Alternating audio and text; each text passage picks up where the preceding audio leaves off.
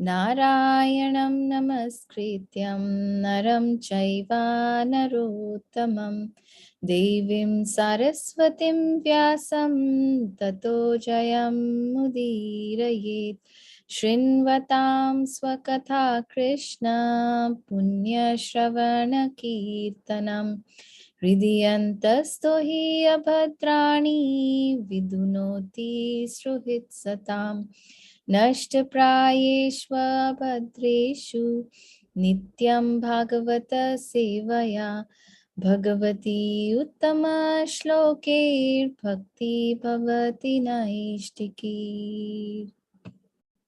Jai.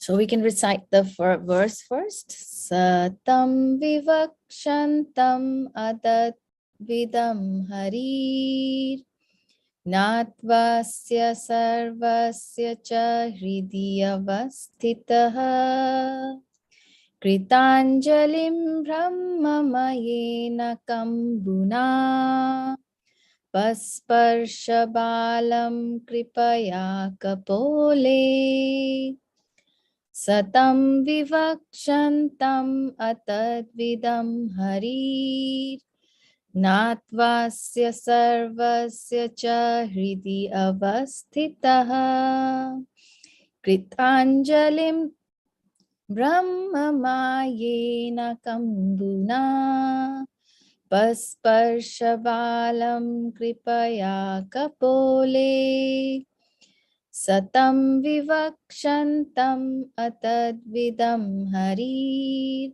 Natvasya sarvasya cha hridi avastitah Kritanjalim brahmamayena kambuna Pasparshapalam kripaya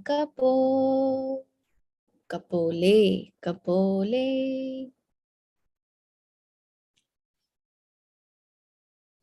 Is there anyone who would like to repeat or recite? Yes, Mataji. Hare Krishna. Satam vivakshantam atadvidam muri Yatvasya sarvasya cha hridayavastitah Kritanjalim brahmamayena kumbuna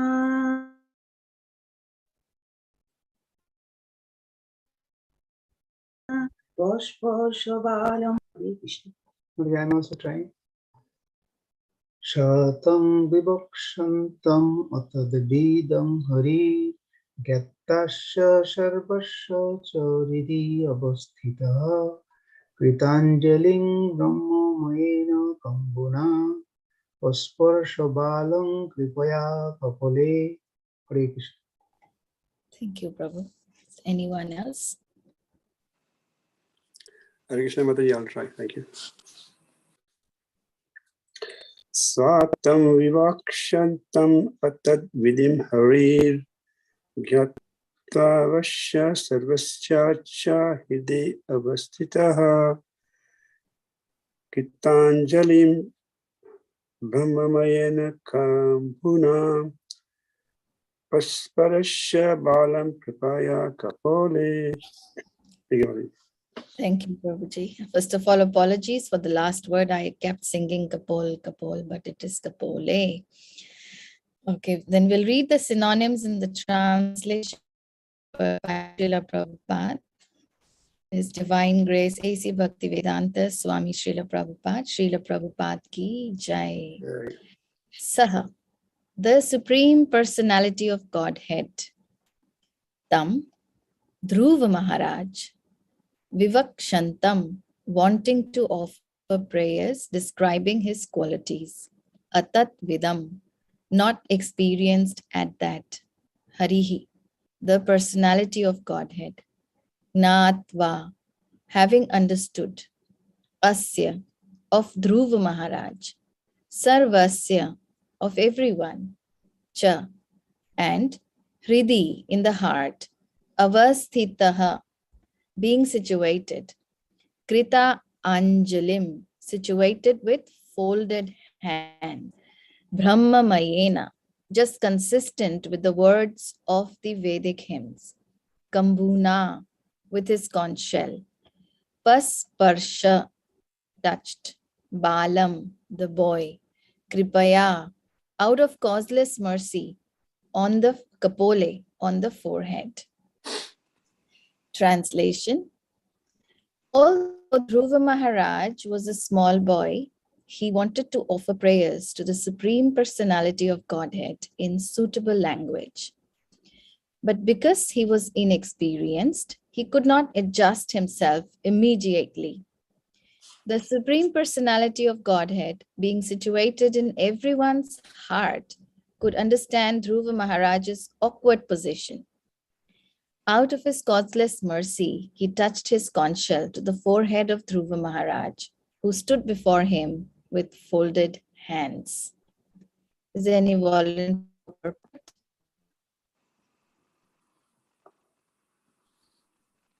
There's a translation of The purport. purport. Okay, all right. Thank you. Srila Prabhupada ki jai. Every devotee wants to chant the transcendental qualities of the Lord. Devotees are always interested in hearing about the Lord's transcendental qualities, and they are always eager to glorify these qualities. But sometimes they feel inconvenienced by humbleness. The personality of Godhead, being situated in everyone's heart, specifically gives a devotee intelligence to describe him. It is therefore understood that when a devotee writes or speaks about the Supreme Person of Godhead, his words are dictated by the Lord from within. This is confirmed in Bhagavad Gita, 10th chapter. To those who constantly engage in the transcendental loving service of the Lord from within dictates what to do next in order to serve him. When Dhruva Maharaj felt hesitant, not knowing how to describe the Lord for want of sufficient experience, the Lord, out of his causeless mercy, touched his conch shell to Dhruva Maharaj's forehead, and he was transcendently inspired. This transcendental inspiration is called Brahma Maya, because when one is thus inspired, the sound he produces exactly corresponds to the sound vibration of the Vedas. This is not the ordinary sound vibration of this material world. Therefore, the sound vibration of the Hare Krishna mantra, although presented in the ordinary alphabet, should not be taken as mundane or material. Thank you, Mati. Hare Krishna. Thank you, Prabhu. Jai.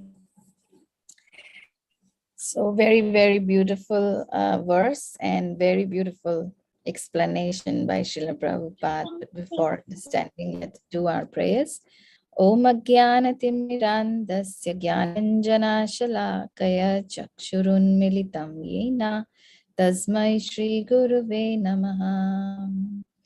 Namo Vishnu Padaya Krishna Preshtaya Bhutale Srimate Krishnadas Goswami Niti Namine.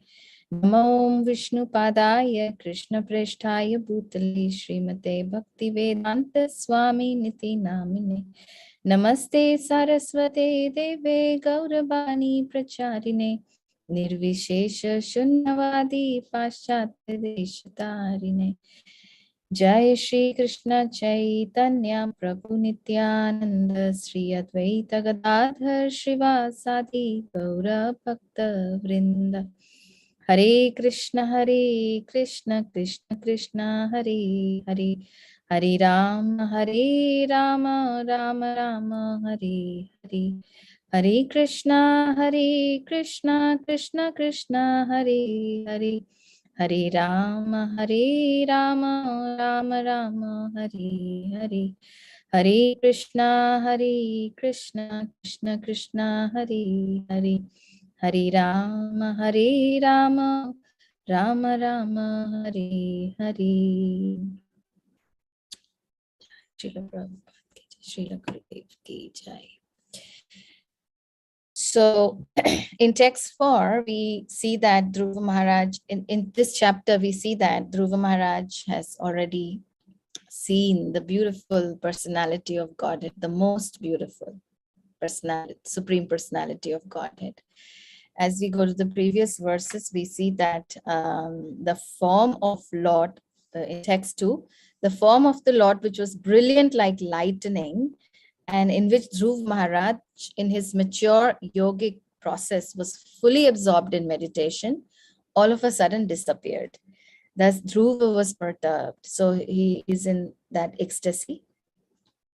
And his meditation broke. But as soon as he opened his eyes, he saw the Supreme Personality of Godhead personally present, just as he had been seeing the Lord in his heart. This clearly tells us that how we meditate on the Lord will take that form and be present in front of us. And in text 3, he says, it says that when Dhruva Maharaj saw his Lord just in front of me, he was greatly agitated, and he offered him prayers or obeisances and respect. He offered him obeisances and respect. He fell flat before him like a rod and became absorbed in love of Godhead.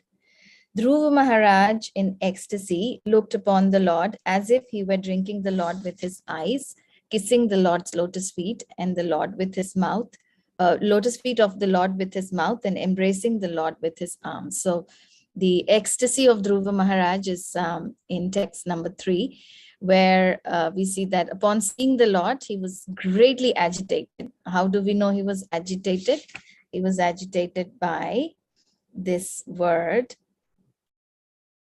agata. Agata sad vasaha. And he offered prostrated obeisances, dandavat, like we every time we say dandavat pranam. So offered prostrated obeisances, dandavat. In ecstasy, he seemed to experience 3 things. Number 1, drink his sweetness with his eyes, kiss his lotus feet with his mouth, and embrace him with his arm. So these are the 8 kinds of transcendental, these features are the 8 kinds of transcendental ecstasies that now Dhruv Maharaj is experiencing in his body. And number 4 says, text number 4 says, repeats again, although, let's repeat it again, although Dhruv Maharaj was a small boy, he wanted to offer prayers to the Supreme Personality of Godhead in suitable language. But because he was inexperienced, he could not adjust himself immediately. The Supreme Personality of Godhead, being situated in everyone's heart, could understand Dhruva Maharaj's awkward position. Out of his causeless mercy, he touched his conch shell to the forehead of Dhruva Maharaj, who stood before him with folded hands. So in this section, there's not just one thing that's happening. There's a couple of resulting things that are happening here. So the crux of this verse is that the Lord touched his conch shell to the forehead of Dhruva Maharaj by understanding the heart of Dhruva Maharaj. And if we actually pick it up, we see that in verse 2, 3, 4, how Dhruva Maharaj is extremely in his ecstatic position. He's in ecstasy. And in ecstasy, he wants to offer prayers to the Supreme Personality of Godhead in suitable language. Now, he doesn't have suitable language because he's not experienced. He's a very, very young, a very small boy, a 5-year-old boy.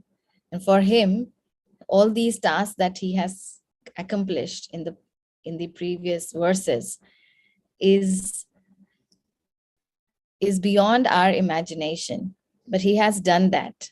At the same time, he's been mentioned here as Dhruv Maharaj was a small boy. Although he was a small boy, he wanted to offer prayers. This means he has the intelligence to offer prayers to the Supreme Personality of Godhead in suitable language, but he was feeling very, very inexperienced, very, very awkward, and therefore he could not adjust himself immediately.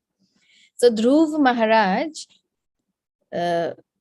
being small boy, his desire is to offer prayers to the Supreme Personality of Godhead in suitable language. The language is where the Lord is glorified. Glorified properly, maturely, with due respect. And probably he wants to formally invite, or he wants to formally welcome. In short, he wants a well-deserving prayers for Dhruv Maharaj, because he's little, he's inexperienced, and he's totally innocent. He could not adjust himself immediately. So in this, we understand who is basically qualified to glorify the Lord.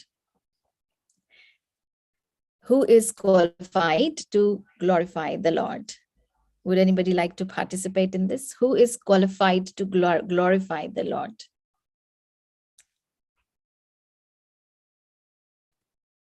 Because this is everybody's desire to glorify. Devotees always want, in the first line of the purport, Srila Prabhupada mentions, every devotee wants to chant the transcendental qualities of the Lord. And devotees are always interested in hearing about the Lord's transcendental qualities. And they are always eager to glorify these qualities. And the next line says, but sometimes they feel inconvenienced by humbleness. So who is qualified to glorify the Lord?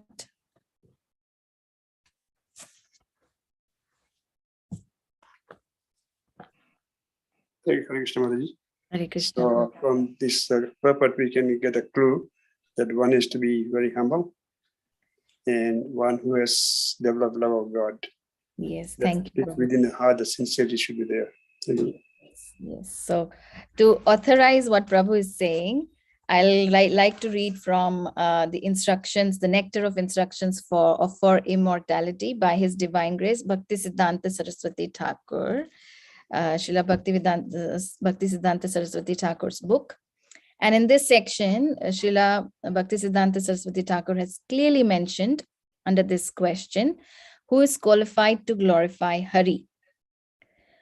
Only a person who thinks himself lower than straw in the street, who is more tolerant than a tree, who does not demand respect for himself, and who is always ready to give respect to others, is qualified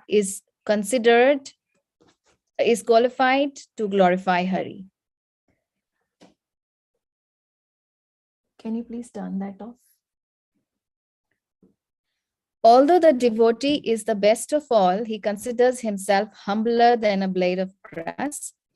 Unless we are sincere, we cannot think ourselves lower than a blade of grass. I repeat, unless we are sincere, we cannot think ourselves lower than a blade of grass. Only those who are free of material desires can become sincere devotees. Persons who chant Krishna's holy name are the most fortunate. The Mahajanas and Shastras have declared that congregational chanting is both the ultimate goal of life and the means to attain it.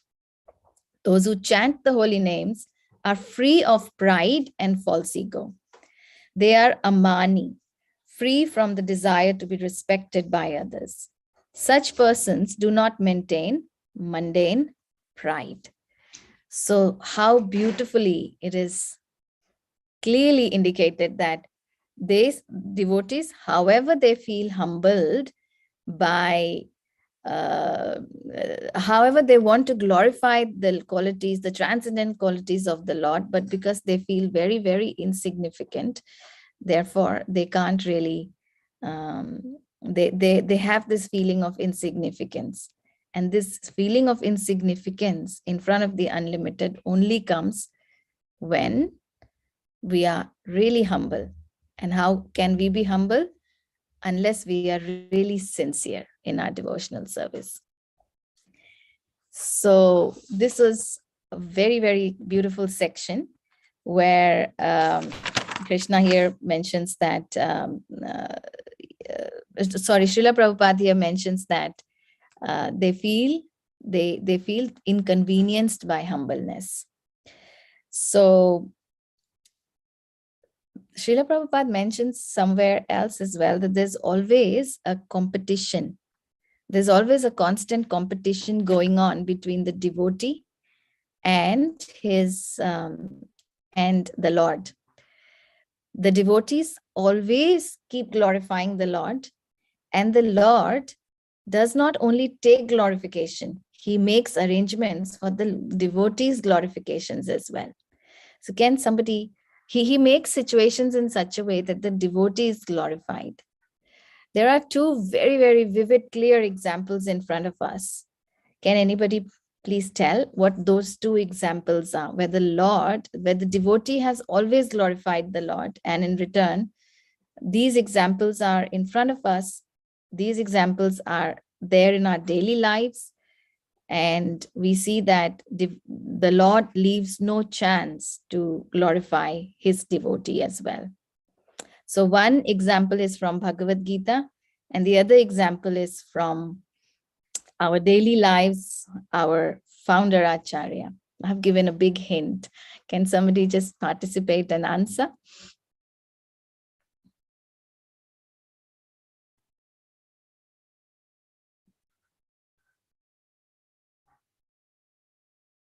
Can you give me examples of two devotees where Lord has made arrangements to glorify them? From Bhagavad Gita, we can see Arjuna Maharaj being glorified. Yes. Because he initially didn't want to fight, but then Krishna induced him to fight, and he was glorified. Yes. And of course, as you mentioned, Srila Prabhupada is yes. a very recent example. Yes, and we experience Srila Prabhupada every day in our lives, where we see when we read Srila Prabhupada's Leela Amrita, we understand that things are not at all easy for him. He would have passed his life really, really nicely. Arrangements were there, but he did everything for the pleasure of Krishna, for the pleasure of the Lord, for the pleasure of his spiritual master. And see, the glorification is right in front of everybody, even the ones who are not who don't understand the philosophy. They have due respect for Srila Prabhupada. This is amazing. So a tree that is full of flowers is always in a bending position. So therefore, the sincere devotee who is all full of qualities will always be humble. And but a tree which has nothing will just stand erect for nothing. So now we'll just come to this glorification part, where every devotee wants to chant the transcendental qualities of the Lord. So devotees are always interested in hearing about the Lord's transcendental qualities, and they're always eager to glorify these qualities. So when can a devotee actually glorify? The devotee can actually glorify the Lord only when he has done really, really good Shravanam. So when the Shravanam, being the process, the 8 processes of devotional service, the first one being, 9 processes, the first one being Shravanam, Kirtanam, Vishnu Smaranam, Pada Sevanam, Archanam, Vandanam, Dasyam, Sakyam, Atmanivedanam. So Shravanam, Kirtanam. So when we do Shravanam properly, when we are seriously doing our Shravanam, then only we can do our Smaranam and Vandanam properly. Kirtanam, Smaranam, Vandanam properly. So here, the process of devotional service has to be a satatam process. Every time one has to, the Shravanam can't be like once in blue moon we do Shravanam and will be eager to glorify the qualities. No, it has to be satatam. So in Bhagavad Gita, Krishna clearly mentions here in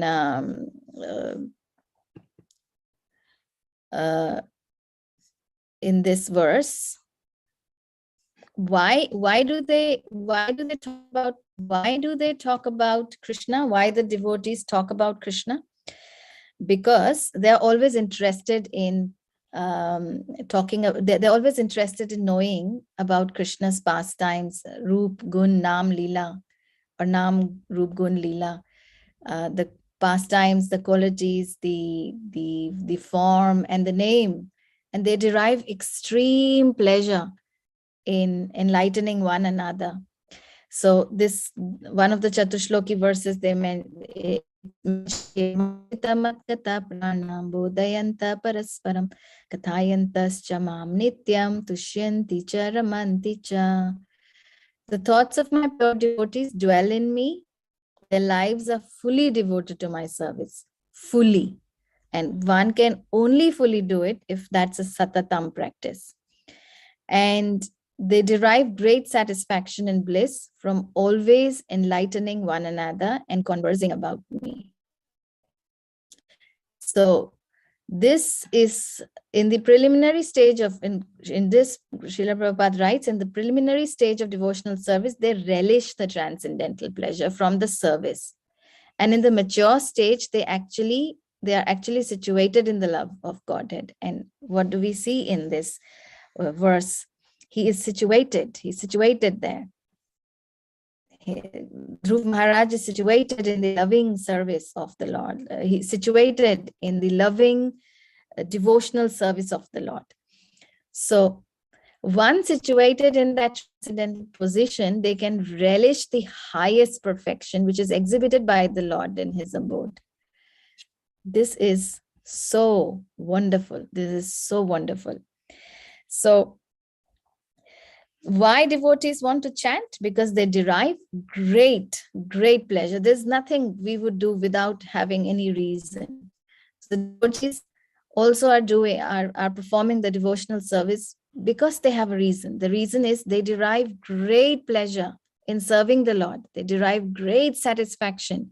They derive great bliss from talking about Krishna, from enlightening, always enlightening. The word here is always, sattatam, enlightening one another and conversing about Krishna. So here, if we come back to this verse again, they're always eager to glorify these qualities. And why do they feel humble? Because they're really sincere, and they never feel that I am better than Krishna. They have not even a slight tinge of, not even the aeon of, you can say, feeling where they feel that there's an envy for Krishna. They're totally surrendered unto Krishna. The personality of Godhead being situated in everyone's heart especially gives a devotee intelligence to describe him. This is also from Chatushloki. Can anybody recite that verse where Krishna guides us? He guides us.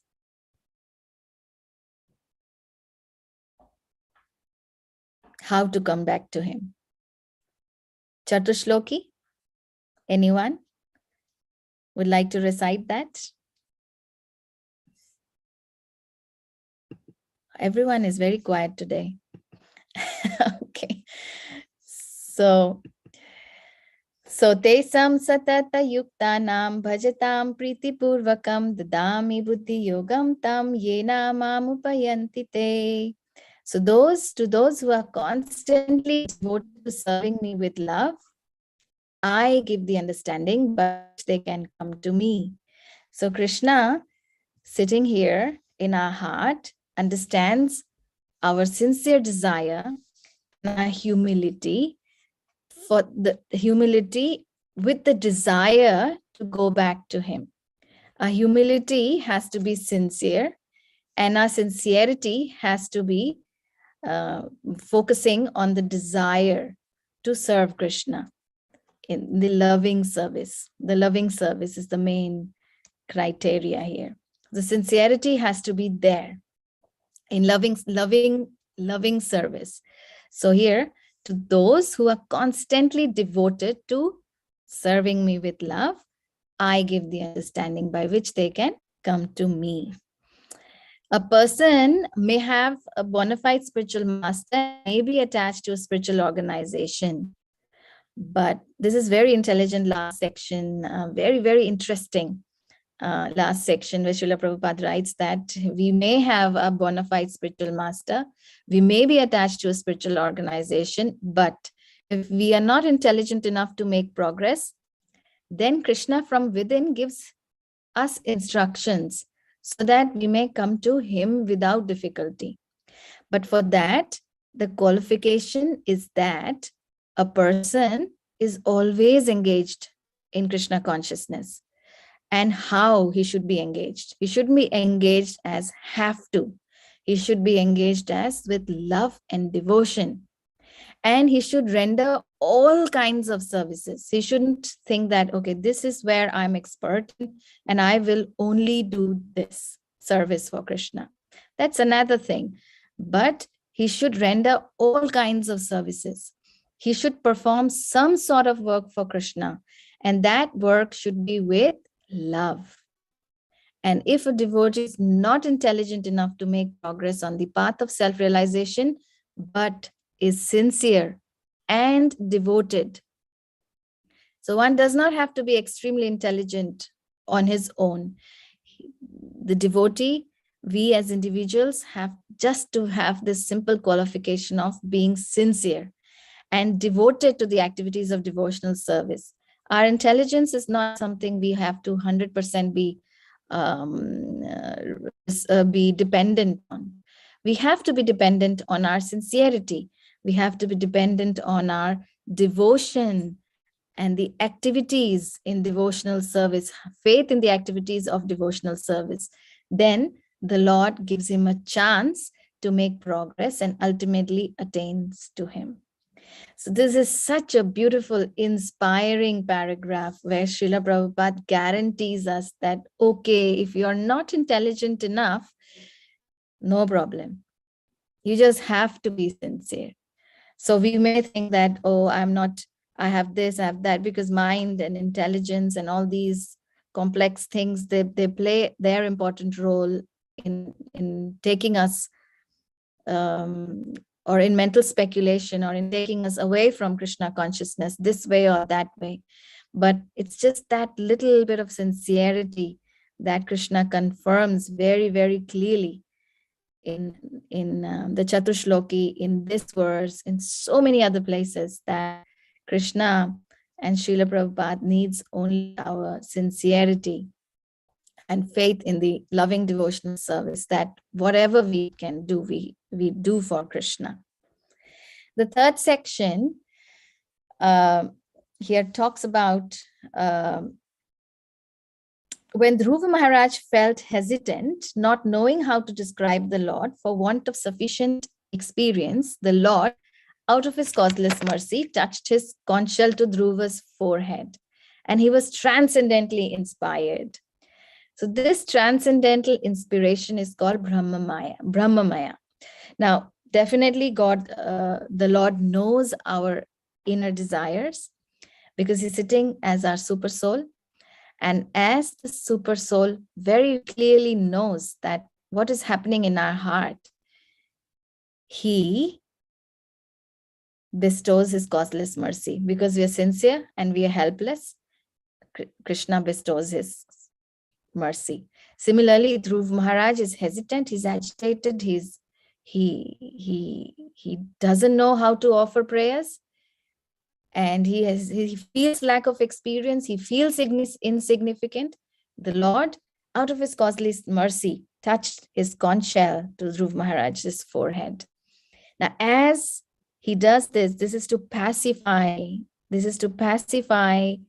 the agitation of Dhruva Maharaj. And the moment this inspiration is given to him, this inspiration is called Brahmamaya. And in this, he's thus inspired. And Brahmamaya actually means that he becomes perfectly aware of the Vedic conclusions. And the sound he produces exactly corresponds to the sound vibration of the Vedas. So his prayers would automatically be authorized. His prayers would automatically be very sincere. His prayers would automatically be coming from his heart. And that would be because of its inspiration, these prayers are considered Vedic hymns. So he is in Brahmamaya, and he'll be in the next verses, he'll be glorifying the Lord. That is his desire. And Krishna does not want glory. He is not put this play button on Dhruva Maharaj to listen to his glorification. He is not really after glorification. The Lord here, Prishni Garbha, is after fulfilling the desire of his dear devotee. The devotee here feeling agitated, he wants to glorify the Lord. Therefore, out of his sincerity, this blessing, this causeless mercy is given to Dhruva Maharaj. So that in the following verses, we'll be reading how beautifully Dhruva Maharaj recites his verses. And he'll be able to glorify the Lord. So, such beautiful reciprocation between the Lord and his devotee is taking place in this verse.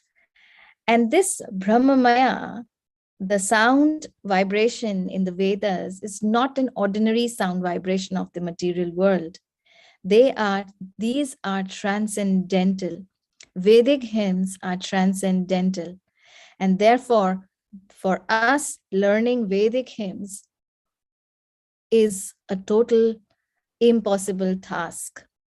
But here, in the end, Srila Prabhupada clearly mentions, therefore, the sound vibration of the Hare Krishna Mahamantra, although presented in the ordinary alphabet H-A-R-A, Hare, K-R-I-S-H-N-A,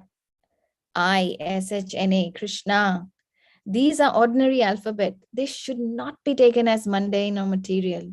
Why? Because they are coming from the transcendental sound vibration, Krishna. Srila Prabhupada clearly explains about the Hare Krishna Mahamantra.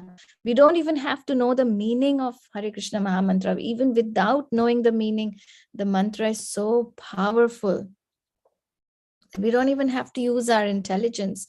Just by chanting the Mahamantra, the process of cleansing our senses, the mind and the intelligence starts taking place. And it all depends on the sincerity of the washer, how he is washing. So when we wash our mind and intelligence and the senses with more and more of sincere chanting, the more and more effect we will be having, the more and more sincerity, the more and more desire to serve the lotus feet of the Lord will develop. So how do we know we are chanting properly? How do we know that? We will know, if we are chanting really sincerely, we will know that the desire to chant more is increasing. And as this desire comes, we can actually measure that maybe there's a very, very slight improvement in my chanting. I would like to finish up by reading just one more section from the prayers. What is pure chanting? When does pure chanting begin? This is very, very interesting. We'll not be able to chant purely as long as we are absorbed in the material thoughts. How can we chant Krishna's names if we are not inclined to serve him? A person interested in sense gratification, who is fond of cheating and who is a hypocrite, can never chant the holy name. Those who do not understand that the Lord's holy names and the Lord himself are non-different will face obstacles in chanting. Chanting begins when we are inclined to serve the Lord. Unless we are convinced that the holy name is directly the Lord himself, how will we chant? The Lord's sacred name does not manifest on the tongue. If the heart is filled with the current of mundane thought. Therefore, it is not possible to chant the holy name until the mind is spiritualized. Only a person whose material conception has been destroyed is able to chant Hari's name constantly.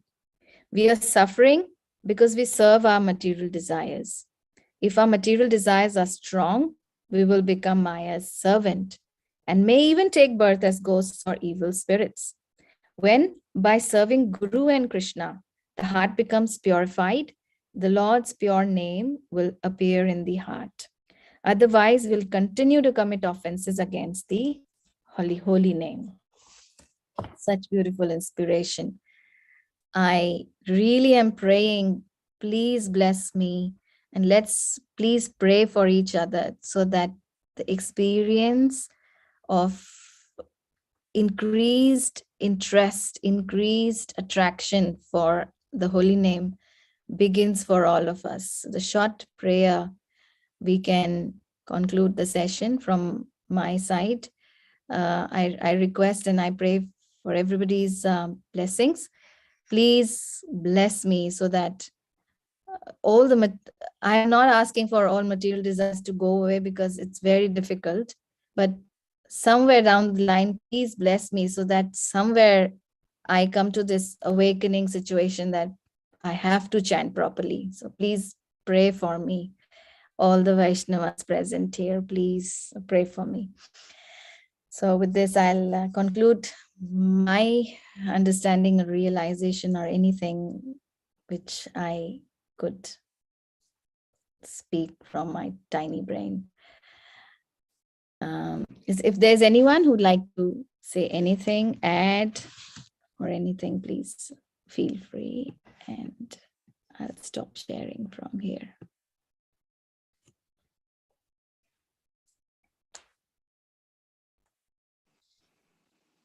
Hare Krishna Mataji. Thank you for a very nice class.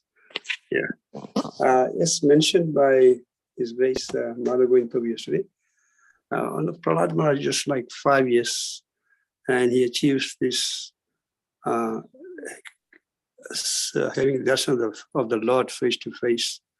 So one thing he mentioned very nicely is that there's no barrier in devotional service. I mean, it's like one cannot say one is too young to achieve this. You know, Prahlad Maharaj when he was 5, he could.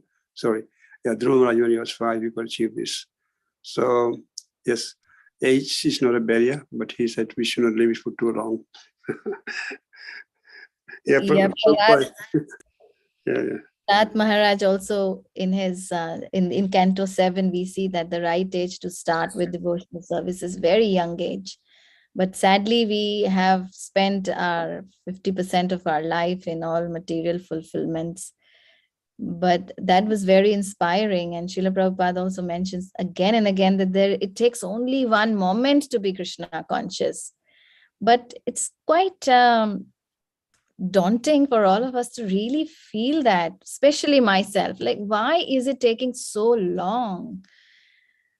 Hena Prabhuji, why is it taking so long for us to really understand that? We understand the philosophy, but at the same time, it takes so long to be actually surrendering to Krishna.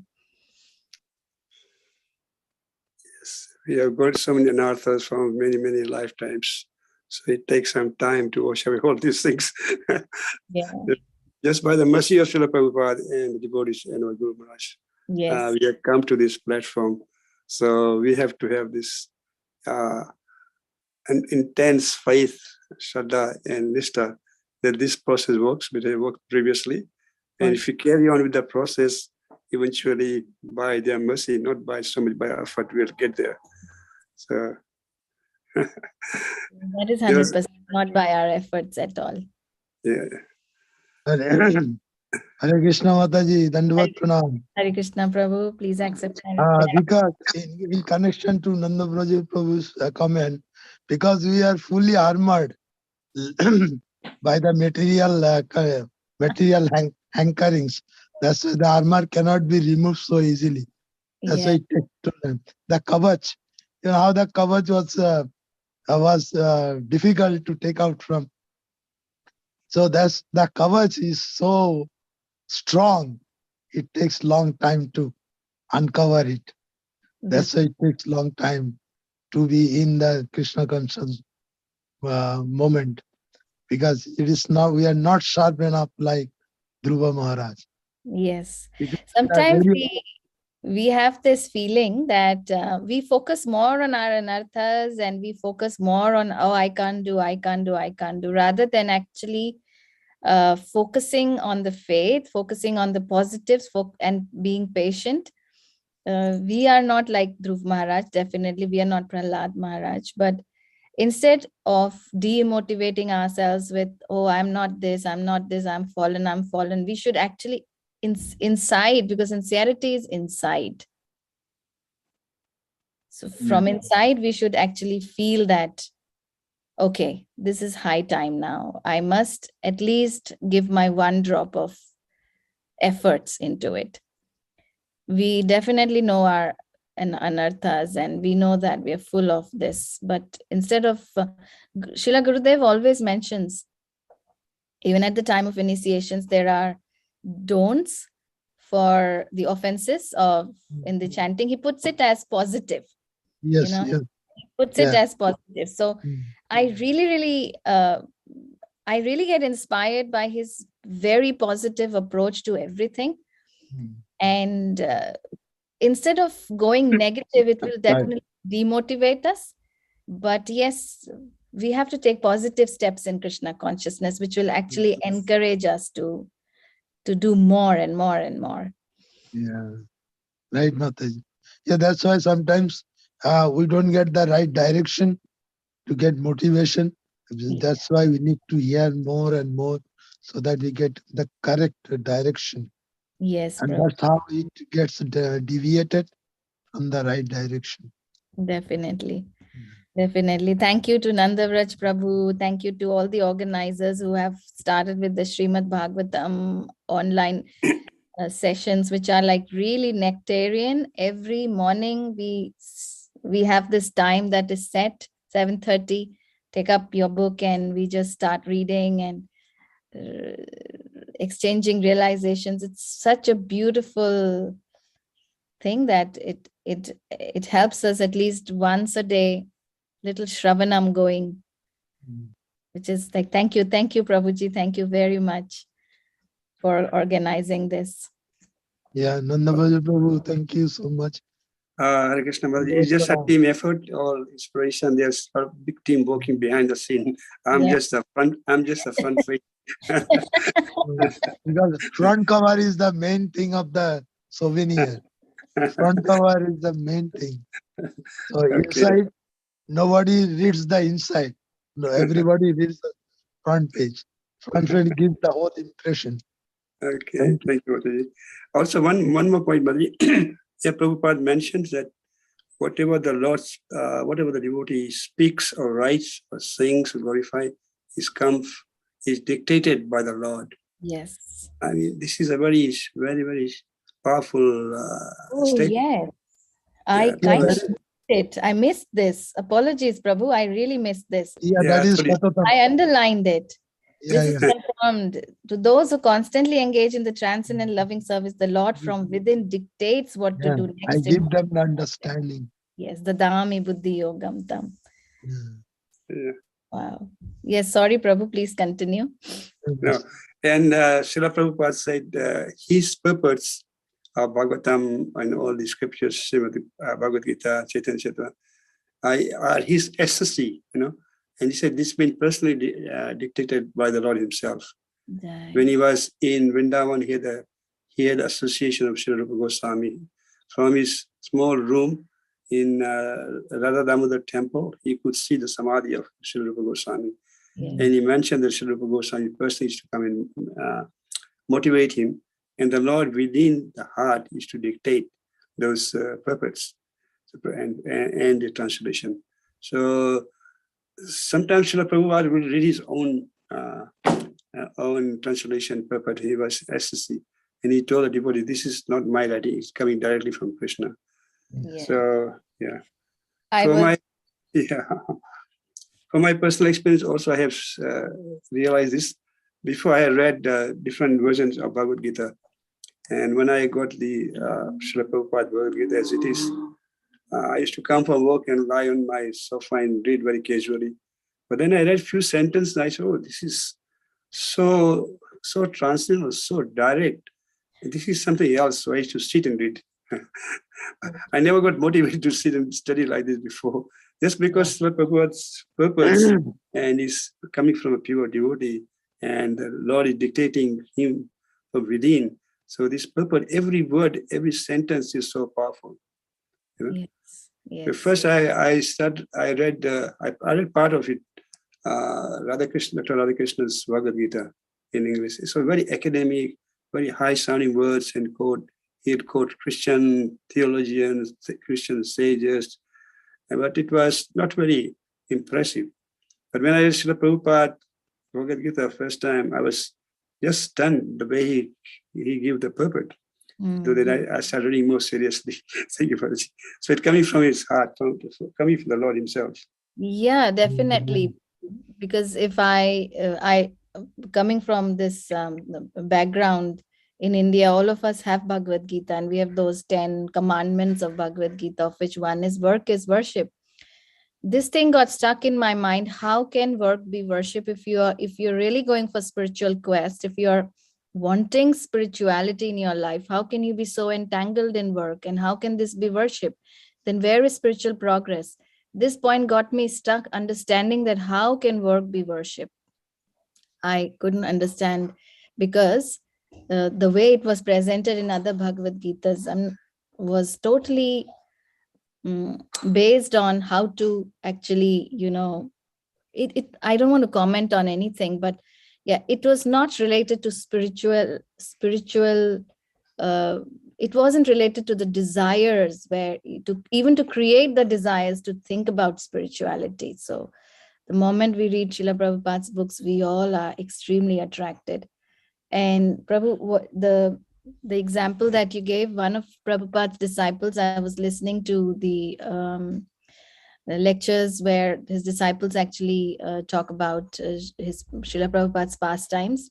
One of the disciples has his duty, I don't remember the name, apologies, but he was sitting outside Prabhupada's rooms, and it was 1 in the morning, and Prabhupada wakes up, and there's this noise, Hare Krishna, Krishna Krishna, and then he's just walking and all that. Srila Prabhupada comes out and he says, shh, like that. And then he goes back again to his chanting. He chants some rounds, and then he writes something. And then he chants, and then he writes, and he chants, and he writes. And he was witnessing that all this was purely transcendental. It wasn't, and nothing was happening in the material platform. So when from the disciples of Srila Prabhupada, when we listen to them, it's like everything seems so attractive about Srila Prabhupada that we just want to listen more and more and more. So that definitely all this is coming from transcendental platform. Yeah. Mataji, to add to that, even when you start reading the slokas, the Bhagavatam, it's very difficult to utter the words. But if you do it 3 times, you get slowly, you can utter that, no matter how difficult it is. Yes. So that means Lord is telling us our intelligence to read it properly. And if you see, after 3 or 4 times, you can read it properly. So that's the very practical experience that we always enlighten. Yes, Prabhu. Wow. Yes. Yeah. Otherwise, it's very difficult to pronounce the Sanskrit version. We never read Sanskrit anymore after class 8 in our time. We never touch Sanskrit. But by the mercy of Srila Prabhupada, once we keep reading 3 or 4 times, we can easily read that. So that indicates that Srila Prabhupada is guiding us through Krishna. Jai, definitely. That is our experience. Thank you, Mataji, for your nice class. A very good comment and your realization that really helped us to make progress in our spiritual journey. Thank you so much. If my words bring pleasure to the ears of Vaishnavas, that's my achievement for the day. Thank you, Prabhu. Thank you. And there being no further comments, we'll conclude here. I'd like to thank Grace Radha Padma Mataji. Grace Radha Padma Mataji ki jai, Shri Prabhupada ki jai, Gaur Bhakti, Gaur Pemi Hari Hari Bol. Vanchakar Padramesha, Kipa Sindhavesha, Patiranam Pavani Vaishnava Vyo Namano. Vaishnavan ki jai.